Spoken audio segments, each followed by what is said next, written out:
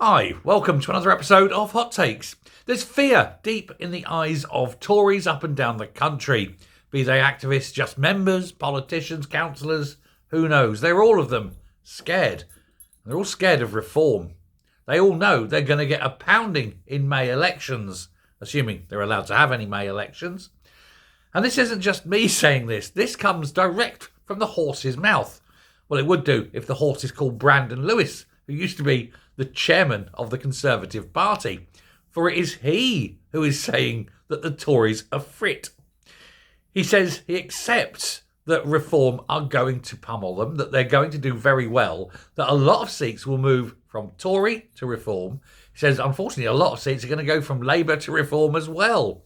He says Reform is galloping away. They have the momentum, and it seems there's nothing at the moment that the Tory party can do to stop it. He says the problem they've got is that they picked Kemi, who looked good on paper and who had, until recently, performed quite well. However, he says, being in office as the head of the party, the leader, seems to have blunted the edge of her sword. And she's not delivering the coup de grace at question time. Plus, on top of that, she seems to be scoring a lot of own goals in terms of policy with her own party. He says it may already be time to look for another leader. This is coming from Brandon Lewis.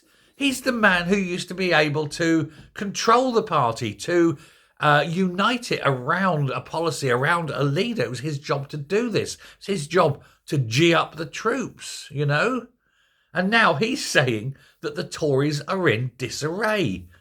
There's revolt within the ranks, and there's nothing he can do about it. He's not the chairman anymore.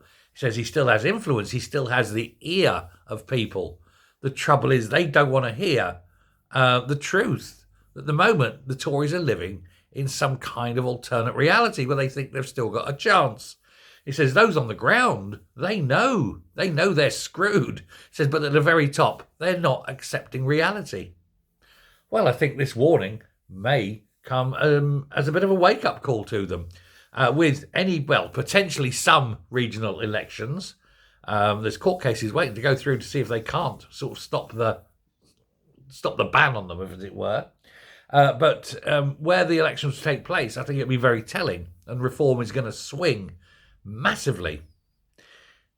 There is no answer. The Tories have no clue how to counter, because the policies of Reform are very popular out in the country. And as I say, they're popular with the people, not popular with any political group. Now, while Tories seem to take Reform as like a natural home, it's the things that Reform are saying that are the natural home for the working class man. And I mean the genuine working class man, not benefits man, not immigrant man, but British working class. If you have a job and you're struggling, Reform seems to be where you're going. And that's why, of course, the Uni Party are calling them the far right. And they are no more the far right than my left buttock. It's just that everyone else seems to have moved so far to the left that everything appears far right. But what they are is the voice of the people. That, of course, comes up with the second charge against them. Oh, they're populist. Well, yes, but populist is also popular, because you're giving the people what they want, not what you think they need. And the two are very often not the same. And that, of course, is why the Uni Party is absolutely cacking its pants.